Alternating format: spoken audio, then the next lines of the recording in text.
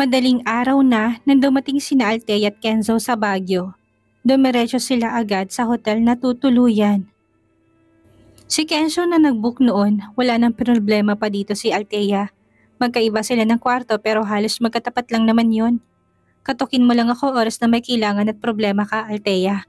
Pagbubuksan kita kaagad. Ni Kenzo na binuksan ang pintuan ng silid niya. Sige lang Kenzo, maraming salamat.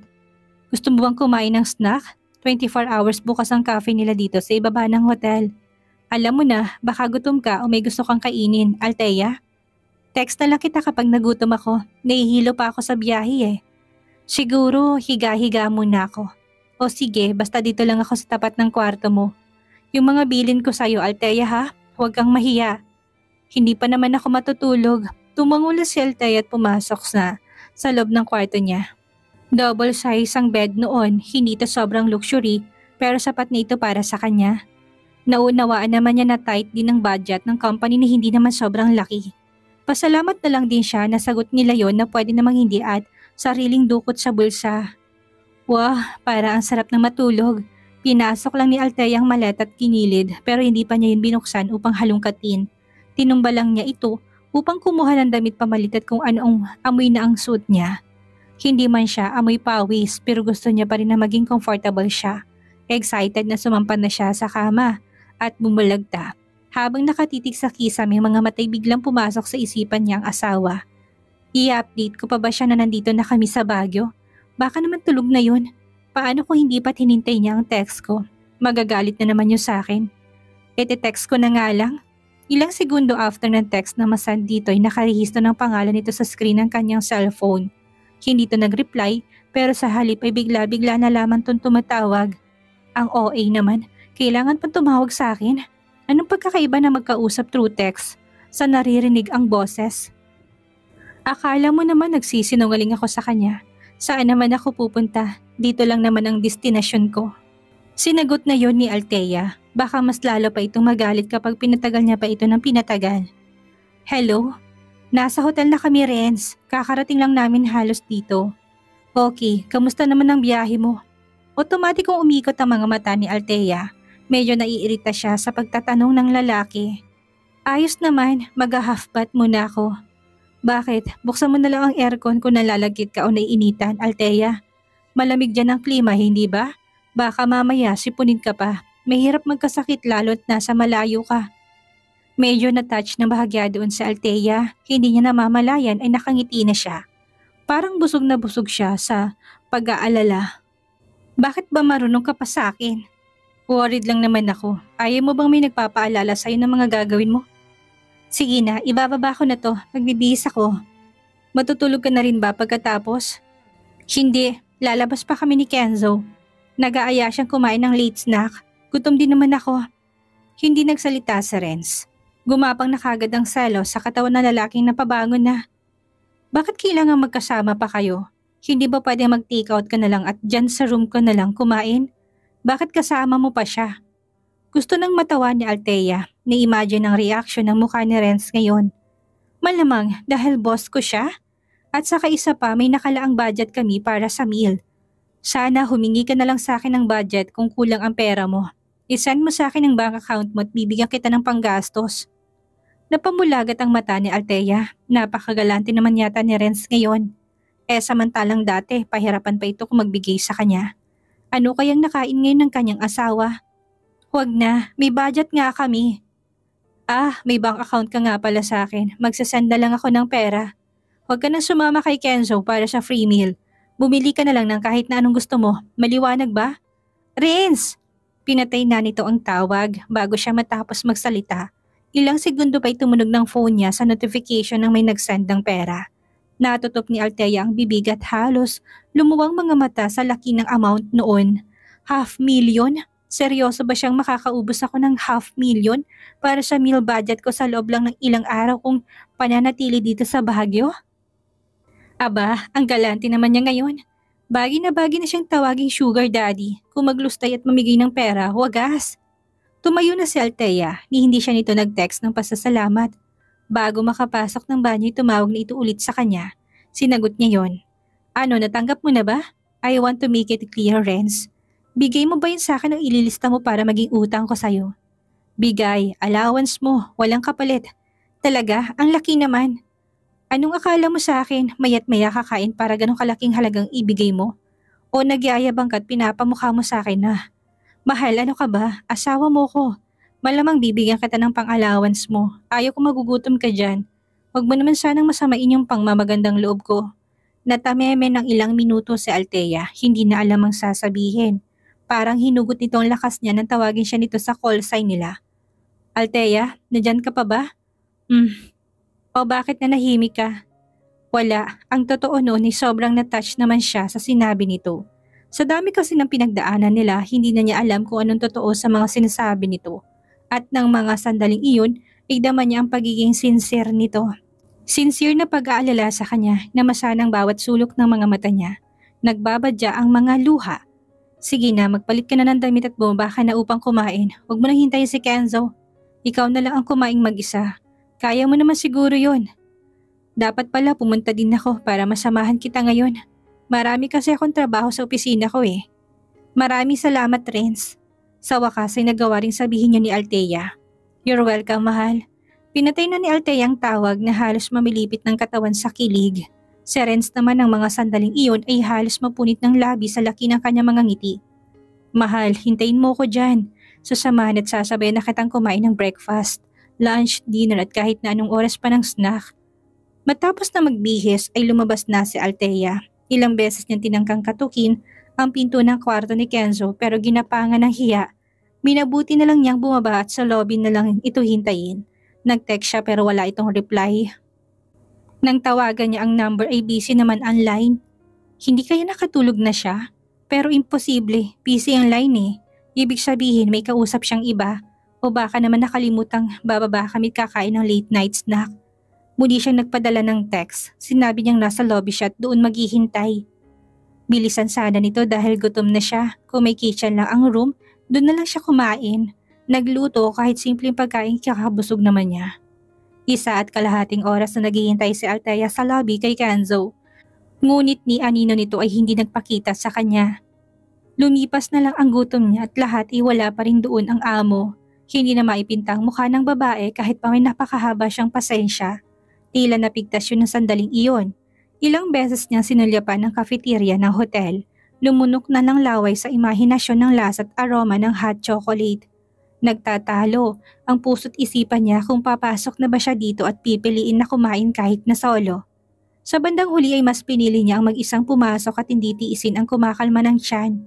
Pinaasa niya pa akong sasabay na kumain. Hindi lang niya sabihin kung ayaw niya ba o busy siya. Hindi naman ako magdedemand ng oras niya kung busy ka. Alam niya naman yun. Nanunulis ng ngusong wika ni Althea. Tahimik na pumila siya at nag-order. Ang pagkain habang ginagalang mga mata. Bago dumating iyon sa kanyang table ay nakita niya ilang missed calls na sa phone si Renz. Bakit ka ba tawag ng tawag? Pangbungad ni Althea na walang intro-intro siyang titong hello. Bad trip siya kay Kenzo at ang asawang sumalo. Sinabi ko naman sa'yo kanina kakain ako, diba? Hindi ka makapaghintay dyan. Ano bang kailangan mo? Bakit hindi ka pa matulog? Kay Renz niya na ibunto ng init ng ulo na para sana kay Kenzo. Kung alam niya lang na hindi sisipot si Kenzo sa usapan nila, nag-take out na lang siya at sa kwarto na lang siya kumain. Kung anong ganda ng mood mo kanina, siyang pangit naman ngayon. Ano nangyari, mahal? Huwag mo nga ako matawag-tawag niyan, Renz. Sobrang naiirita ako ngayon. Huwag mo kong galitin. Huwag mo nang gatungan ng ningas ng apoy ng galit at labis na iritasyon ko. Napaawang ng bibig ni Renz na tapos na mag-impake sandaling iyon ng dadaling mga gamit at damit. Puno ng pagtataka ang mga mata sa biglaang pagpapalit nito ng mood. Para itong daga, nakalmado maya-maya bigla na lang lumaki ang alon dahil sa hangin. Anong problema, Althea? Bakit ka nagkaganyan? May masama ba akong ginawa sa'yo?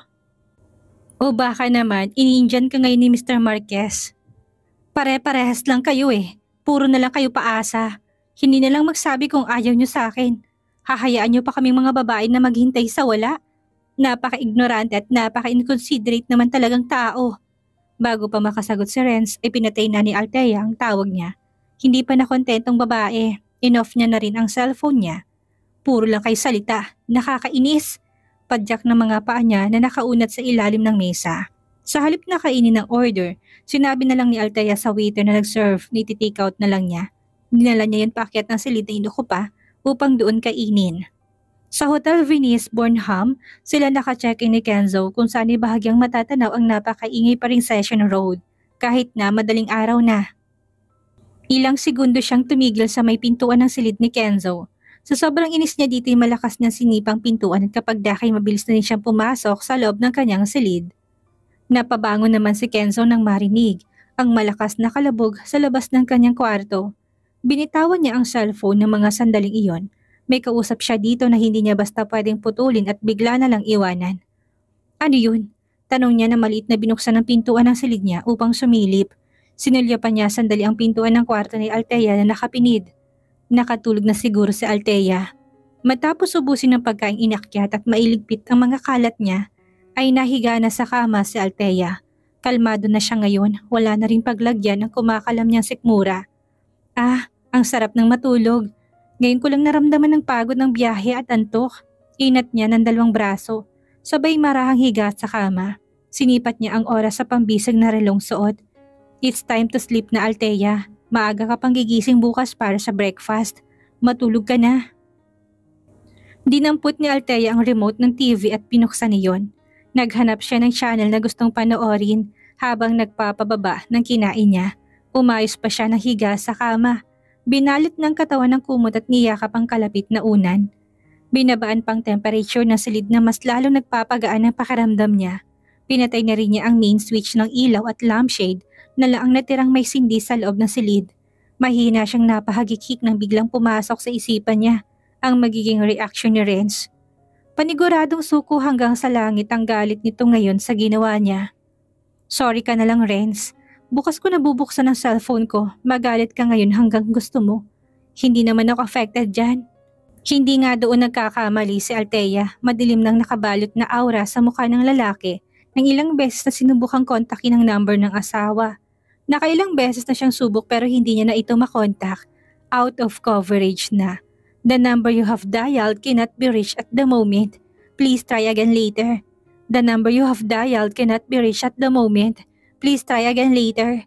Humigpit ang hawak na rin sa cellphone na kulang na lang ay durugin niya sa kanyang palad. Gumalaw ang magkabila niyang panga.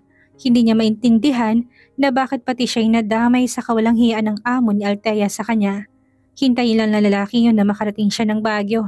Never niyang bibigyan ito ng chance at pagkakataong makasama ang asawa niya. Kahit papanandalian lang. Sana talaga ay nakinig na lang siya kay Britney. Sinabayan na lang niya ang asawa paakyat di sana tuloy-tuloy ng pagiging good mood ni Althea ng araw na yon. Britney, sasama ka ba o hindi? Sa halip na palawigin pang galit sa puso, minabuti na lang ni Renz na tawagan ng sekretary niya. Pupungas-pungas na sumagot ito. Bakas ang pagkalito sa mukha nitong rumihistro. Sir, kailangan mo ba ako doon? Of course, isipin mo na business trip natin. Sige po, sasama na lang ako. Napipilitan itong tugon dahil wala naman siyang ibang choice. Bumangon ka na dyan at aalis na tayo ngayon. I-book mo ko ng room kung anong hotel ang kinaroroonan nila Althea. Piliin mong katabing room, maliwanag ba? Pero sir, wala nang pero Britney. Gawan mo ng paraan kung hindi pwede. Gawin mo lahat ng gusto kong mangyari. Tawagan mo ng pilot at aalis na tayo ngayon. Napabalikwas na doon si Britney. Sir, ano sabi niyo po ay, bawal bang magbago? Sino bang dapat na masunod Britney? Ako o ikaw? Gusto ko nang umalis. Eto na po sir, babangon na po ako. Huwag na po kayong magalit. Tatawag na lang po ako kapag nakausap ko na po yung piloto ng chopper niyo. Good, pakibilisan. Alam mong ayaw kong naghihintay ng matagal. Noted po sir. Padarag na binangon ni Britney ang kanyang namimigat na katawan. Ilang oras pa halos ang hihintay ng tamang oras na usapan nila ng amo si Renz na aalis kahapon. Hindi niya maunawaan kung bakit bigla na namang nagbago ang plano ng amo. Ang plano niya hindi siya sasama, pero dahil sa mood nito, sure siya na hindi niya ito pwedeng baliwalain na lang. Kailangan niya sumama sa ayot sa gusto niya kung gusto niyang manatili sa trabaho niya. Pasensya na po kuya, yun ang bilin ni sir. Alam mo naman ang ugali nun kapag sinabi niya kailangan ura-urada pagbibigyan siya. Kilala niyo rin po kung paano siya abutin ng topak, hindi ba? Sundin na lang po natin para matapos na. Sige Britney, naku hayaan mo na yun Mr. Salmeda. Sanay na kami sa ugali niya. Dekada na rin ang pinagsamahan namin eh. Tumawa pa ang piloto ng chopper upang pagaanin ng tila mabigat na suliranin ng sekretary ng amo nila. Sige kuya, maraming salamat po. Ilang sandali pa'y nasa sariling heliport na sina Renz at ala ng mga salmeda, sinasangga ng kanilang giniginaw na katawan ng halik na malamig na ihip ng hangin dahil sa ilang talampakang taas na lugar na kinaroroonan. Katatapos palang mag-contact ni Britney sa hotel kung saan lalapag ang chopper sa available na helipad sa Baguio. Nakiusap lang sila na doon lalapag ang chopper ni Renz pero hindi sila doon mismo tutuloy as a guest. Gusto kasi ni Renz ay sa simpleng hotel kung saan kasalukuyang naka-check-in ang asawa nito. Nakipagkasundo na lang si Britney na babayaran nilang stay ng chopper doon any amount na gusto ng owner. Mabilis namang kausap ang may-ari ng nasabing hotel na kagad na napapayag. Bukod sa kilala nito si Mr. Salmeda ay malaking halaga din ang offer ng sekretary nito. Grasya na yun, tatanggihan pa ba? Sir, uulitin ko lang po ang details ng hotel na pupuntahan natin. Sa Hotel Venice Bornham po ba talaga gusto niyo magstay? Ayaw niyo po ba sa ibang hotel tapos parang bagong hasang talim ng patalim ang naging tingin na ibinigay ni Renz kay Britney. Puno na rin yan ng hindi ka panipaniwalang pagbabanta. Ano bang sinabi ko? Hindi mo narinig? Kung saan si Althea naka-check-in, doon ako tutuloy. Don't tell me now na hindi mo pa yung nagagawa ng paraan, Britney. Sinabi ko na sa'yong, kalma lang po sir. Nagawan ko na po ng paraan. Tinatanong ka lang po ulit at nililinaw sa'yo. Baka kasi biglang magbago na naman ang isip mo sa ibang hotel mo na gustong tumuloy. Sagot naman ni Britney na halatang kulang pa rin sa pahinga. Good lang sandali pa ay nilisan na rin nila ang lugar. Lumula na sila sa chopper at binigtas na ang location ng kanilang pupuntahan. Nanatiling nasa labas ng chopper ang mga mata ni Renz. Nasa mga nakikislapang mga ilaw sa ibaba at madalas na nasa madilim na kalangitan iyon. Ilang beses ini-imagine ng lalaki na sana'y kasama niya si Althea dito. Sa 3 taon nilang pagsasama, hindi niya nagawang maisakay pa dito ang asawa upang mamasyal sila. Kung papala rin, baka pagkatapos ng event sa Baguio isabay niya ito pauwi at sa halip na magbus ito. Babawi ako Althea, babawi na ako sa'yo. Kulang-kulang 1 oras ang inabot ng biyahe nila patungo ng Baguio. Umalis sila ng Maynila na madilim pa. Pagdating nila sa Baguio madilim pa rin. Pagbaba nila doon kailangan pa nila sumakay ng taxi. Wala namang dalang sasakyan doon sa Renz. Minabuti na lang nitong mag-rent sa buong pananatili niya sa lugar at si Britney pa rin na nag-asikaso noon. May mga kaibigan siyang nakatira dito pero pinili niyang mag-rent na lang kaysa manghiram ng sasakyan sa kanila. Nag-text na po ang driver sa Renz, papunta na. Pagdating ng lobby ng hotel ay nagkukumahog silang sinalulang ang mga hotel staff. Marahil ay dahil sa kilalang tao si Renz sa mang panig ng bansa, kaya ganoon na lang kainit ang pagtanggap nila sa kanilang pagdating. Welcome to Hotel Venice Bornham, Mr. Lawrence Almeida. Koro pang pagbati ng mga employee, ngumiti lang si Renz, nilingon na sa Britney upang lumapit nito sa receptionist at hingin ng susi ng silid nila. Magkahiwalay sila ng silid. Palaging ganoon naman ang setup sa mga travels nila at sanay na dito si Britney. Ngayon lang talaga sa Renz bumaba ang taste sa silid nila nang dahil kay Althea. Miss Britney, hindi po ba ang VIP suite ang kinuha ni Mr. Salmeda? Puno na pagtatakang tanong ng receptionist na makitang nakabook na room. Ilang beses siyang tumawag sa kanila kaya kilala na siyang sekretary ng kasama niyang amo. It's a long story, miss. Huwag niyo na lang punahin kung gusto mong manatili sa trabaho mo at hindi ka mabulyawan ng beast mood ko ngayong amo. Pabayaan niyo na lang siya. And please lang, huwag niyong mabanggit sa kanya ang suggestions about sa pag-upgrade ng room niya. Naku, malilintikan talaga kayo kapag ginawa niyo yon. Okay, Miss Britney, tatandaan namin. Tugon nilang nag-sign pa ng okay sa kanya at thumbs up.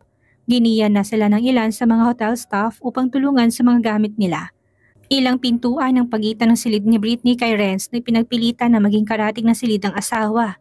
Mabuti na lang at available ang silid na kakaalis lang na umuuko pa. Hindi naman nakarinig ng reklamo pa mula kay Renz si Britney. Kontento ng amo, ito bang room ni Althea Locsin Salmeda? Tahasang tanong ni Renz sa hotel staff matapos ipasok ang mga gamit niya sa loob ng kwarto. Tinuro pa nitong silid na nakasaradong pintuan. Mr. Salmeda, makahulog ang nagkatinginan ang mga hotel staff at ilang sandali pa'y tumingin kay Renz. Noon lang nila napagtanto ang relasyon ng lalaki sa nauna nilang guest na dumating dito. Asawa kong nasa loob ng room na yan. Puno ng pagmamalaking wika ni Renz kahit na hindi naman siya tinatanong ng mga kaharap. Napamulagat ng mga mata ni Britney na naroon pa rin para i-assist muna ang kanyang amo at isettle ang lahat ng gamit nito sa loob ng kwarto. Noon lang niya narinig ang amo na maging proud sa ibang tao pagdating sa kanyang asawa. Asawa niyo po siya, Mr. Salmeda? Yes, kaya pwede bang pakiasikaso niyo siyang mabuti? Lalong pagkain niya ng breakfast. Yung pinaka-best and expensive breakfast ang ihain niyo sa kanya mamaya. I will pay for that. Sige po, Mr. Salmeda. Britney, nasa nang inutos kong i-print mo na picture ni Althea? Wait lang po, sir. Kanina pa nagtataka si Britney kung anong gagawin ng amo niya doon. Hindi naman nawawalang Mrs. Salmeda para mamigay ito ng flyers na may mukha ng kanyang asawa. Dito niya pala ito gagamitin. Nakakatawa kung iisipin pero sinubukan ni Britney ang magagawa niya upang wag matawa sa pagiging OA dito ni Renz. Halatang in love ang amo. Here, ito ang mukha ng asawa ko. Pakipasa na lang sa lahat ng staff ng hotel na makilala nila. Ayaw na ayaw ko makakarinig ng mistreatment sa kanya mula sa hotel na to. Maliwanag ba? Makakaasa po kayo, Mr. Salmeda. Binalingan ulit ni Renz ang silid ni Althea. Nangangati ng palad niya nakatukin ito at ipakita ang sarili. Hindi na niya mahintay ang magiging reaction nito oras na makita siya. Isa-save na lang niya iyon mamaya kapag may chance o sa ibang araw. Sa ngayon, kailangan na muna niya magpahinga upang mag-ipon ng lakas. Kailangan niya nito para mamaya sa susunod na mga araw na pananatili niya sa lugar. Ano kayang mangyayari sa event na dinaluhan ni na Althea at Renz? Dito na ba magsisimula ang plano ngayong nakarating na rin si Renz? Yan ang ating aalamin sa susunod nating kabanata.